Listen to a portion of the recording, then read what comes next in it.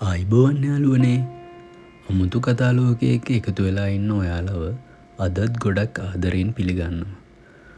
බොරු කියන දේවල් කොච්චර වේගෙන් ලෝකෙ වටේ ගියත් ඇත්ත කියන දේ එක තැනක හිටගෙන ඒ බොරුව පරද්දන්න පුළුවන් මහාලොකු බලවේගයක්.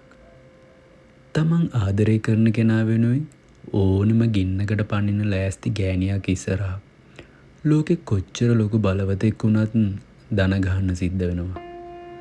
නපුරු දොස්තරනෝන 15 වෙනි කොටසින් අපි දැක්කා විහඟව මරන්න පොලිසියෙන් තුවක්කු දික් කරගෙන ඉද්දි එක පාරටම විහඟගේ ඉස්සරහට කඩාගෙන පැන්නේ ඩොක්ටර් මේධාවි. මේධාවි තමන්ගේ අත් දෙක දෙපැත්තට අරගෙන විහඟව තමන්ගේ පිටිපස්සට තද කරගෙන අර තුවක්කුව 10ම ඉස්සරහා පපුව දීගෙන හිටගත්තා. හැබැයි ෂෙනාල් පොලිසියට කෑ ගහලා කිව්වේ මේධාවිව අයින් කරලා විහඟට වෙඩි තියන්න කියලා. ඒත් එක්කම එක පාරටම ඈතින් තවත් වාහන ගොඩක් එන සද්දයක් ඇහුණා. ඒ ආවේ කවුද? විහඟගේ ජීවිතේ බේරගන්න මේධාවිට පුළුවන් වේද? ඔයාගේ වැඩ ඔක්කොම පොඩ්ඩකට පැත්තකින් තියලා මේ කතාව හිතින් මවා ගන්න. එහෙනම් අපි අද කතාවට යමු. පොලිස් නිලධාරියා විහඟට වෙඩි තියන්න කුකා ගස්සන්න හදද්දිම මහා වේගෙන් ආපු සුදු පාට වෑන් 3ක් පොලිස් ජීප් වලට ඉස්සරහින් හරස් කරලා නතර කරා. ඒ වෑන් වල දොරවල් ඇරුණා විතරයි. ලොකු කැමරා, මයික්‍රොෆෝන් අරගත්තු මාධ්‍යවේදීන් 20 දෙනෙක් විතර එක පාරටම එළියට පැන්නා. කැමරාවල ෆ්ලෑෂ් ලයිට්ස් වලින් මුළු පළාතම එළිය වුණා. පොලිස් නිලධාරීන්ට අදාහ ගන්න බැරි වුණා මේ වෙන්නේ මොකක්ද කියලා. උන් ඉක්මනට තමන්ගේ තුවක්කු පහත් කරලා හංගගත්තා. මේ ඔක්කොම කළේ කවිත්. කවිත් ගෙට වෙලා Facebook live එකක් ඔන් කරා විතරක් නෙවෙයි. එයාගේ මාධ්‍යවේදී යාළුවන්ට ලොකේෂන් එක යවලා ඉක්මනින්ම එන්න කියලා පණිවිඩය දීලා තිබුණේ. මේධාවි මැඩම් ඔක්කොම මීඩියා ඇවිත් ඉන්නේ. දැන් බය වෙන්න එපා. මුන්ට දැන් වෙඩි තියන්න බෑ. ෂෙනාල්ගේ මූණට ලේ ගලලා ගියා. එයාගේ අර කපටි හිනාව සම්පූර්ණයෙන්ම මැකිලා මහා බයක් එයාගේ මූණේ ඇඳුණා. මාධ්‍යවේදීන් එක පාරටම ගිහින් ෂෙනාල්වයි අර දූෂිත පොලිස් නිලධාරියාවයි මේධාවිවයි වට කරගත්තා. ඩොක්ටර් මේධාවි රටේම ප්‍රවෘත්තිවල ගියේ ඔයාව මේ කොල්ලා ආයුධ පෙන්නලා පැහැරගෙන ගියා කියලා. ඔයාගේ තාත්තා රොහන් වින්සන් මහත්මයා තමයි මේ චෝදනාව කළේ. හැබැයි ඔයා මේ කොල්ලව ආරක්ෂා කරන්නේ. මේධාවි විහඟගේ අතින් තද කරලා අල්ලගත්තා. විහඟගේ අතේ තිබුණු ලේ මේධාවිගේ සුදු ගවමේ තවත් ගෑවුණා. මේධාවි තමන්ගේ අවුල්ලුණු කොණ්ඩ පිටිපස්සට කරලා හරියට මුළු ලෝකෙම පාලනය කරන මහ රැජිනක් වගේ කැමරාව දිහා කෙලින් බැලුවා. මුළු රටේම මිනිස්සු මේක අහගන්නවා. මාව කවුරුවත් පැහැරගෙන ගියේ නැහැ. මම මගේ කැමැත්තෙන් මගේ නිදහසේ තමයි ආවේ. මගේ තාත්තා රොහන් වින්සන් කියන්නේ තමන්ගේ බිස්නස් වෙනුවෙන් තමන්ගේම දුවව විකුණන්න හදපු මිනිස්සෙක්.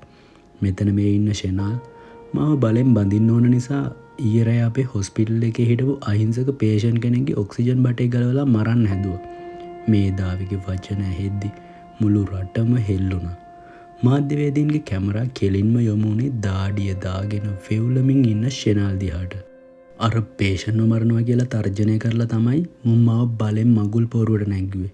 හැබැයි මේ අහිංසක කොල්ලා මගේ පර්සනල් ඇසිස්ටන්ට් විහඟ එයාගේ අම්මගේ ජීවිතයේ අනතුරේ තියෙද්දිත් ඇවිත් මාව ඒ අපායෙන් බේරගත්තා.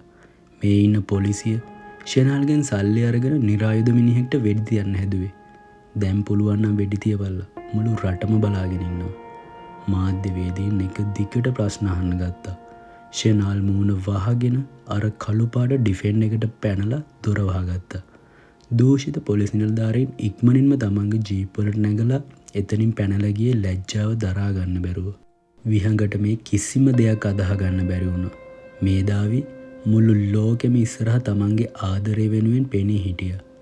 මේධාවි තමන්ගේ රෙපියුටේෂන් එක පවුලේ නම්බුව ඔක්කොම බිමට දාලා විහඟව ඒ මරණීය චෝදනාවෙන් සම්පූර්ණයෙන්ම නිදහස් කළා. අනිත් පැත්තෙන් කොළඹ වින්සන් මන්දිරය ඇතුලේ රොහන් වින්සන් මේ ඔක්කොම ටීවී එකෙන් බලාගෙන හිටියා. මේධාවි කියපු කතාව නිසා රොහන් වින්සන්ගේ මුළු බිස්නස් එම්පයර් එකම කඩාගෙන වැටෙන්න පටන් අරන් හොස්පිටල් එකේ ෂෙයාර්ස් පහළටම වැටිලා රොහාන් කේන්තියෙන් කෑ ගහලා තමන්ගේ අතේ තිබුණු විස්කි වීදුරුව ටීවී එකට ගැහුවා. ටීවී එක කුඩු පට්ටම් වෙලා ගියා. මේධාවී තී මගේ මුළු ජීවිතේම විනාශ කළා. මම තීව මගේ දුව කියලා හිතන්නේ නෑ. අර හිඟන්න වෙනුවෙන් තී මාව පාවලා දුන්නා නම් තීටත් අයිති වෙන්නේ උගේ මරණයම තමයි. පැය කිහිපයකට පස්සේ පොලිස් මූලස්ථානයට ගිහින් කට උත්තර දීලා විහඟව නිදොස් කොට නිදහස් කරගත්තට පස්සේ මේධාවී විහඟයි ආවේ විහඟගේ අම්මා ඉන්න අලුත් රජයේ රෝහලට. අම්මා හිටියේ ගොඩක් දුර්වල වෙලා. හැබැයි මේධාවිවයි විහඟවයි දැක්ක ගමන් අම්මගේ මූණට ලොකු හිනාවක් ආවා.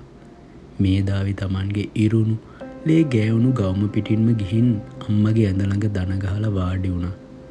මේධාවි අම්මගේ අත් දෙකෙන් අල්ලගත්තා. අම්මේ මට සමා වෙන්න. මම නිසා ඔයාට මේ හැම දුකක්ම උනේ. මම අද ඉඳන් ඔයාව කවදාවත් තනි කරන්නේ නෑ අම්මේ. අනේ දුවේ මගේ රත්තරන් දුවේ. ඔබ මගේ පුතා වෙනුවෙන් මරණයට පවා යන්න හදපු හැටි මම ටීවී එකෙන් දැක්කා. උඹ මගේ පුතාට කොච්චර ආදරේද කියලා මම දන්නවා. මට දැන් මැරුණත් දුකක් නෑ දුවේ. මගේ පුතාව පරිස්සම් කරගනි.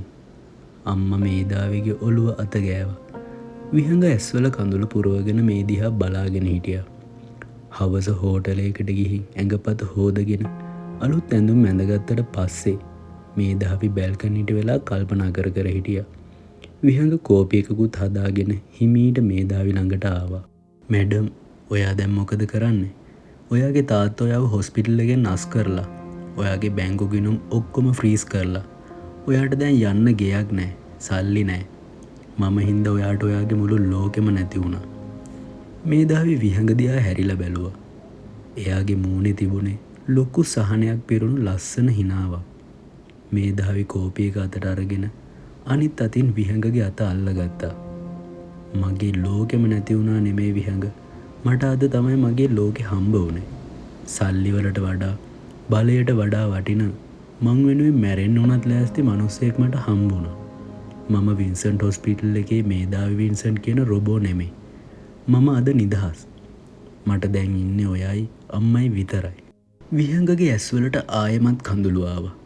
එයා මේධාවිව තද කරලා බදාගත්තා. මේධාවිට දැන් කිසිම දෙයක් නැහැ. එයා සාමාන්‍ය ගෑනු ළමෙක් වෙලා ඉවරයි. හැබැයි රෝහන් වින්සන්ට් මේ පරාජය ලේසියෙන් අමතක කරාවිද?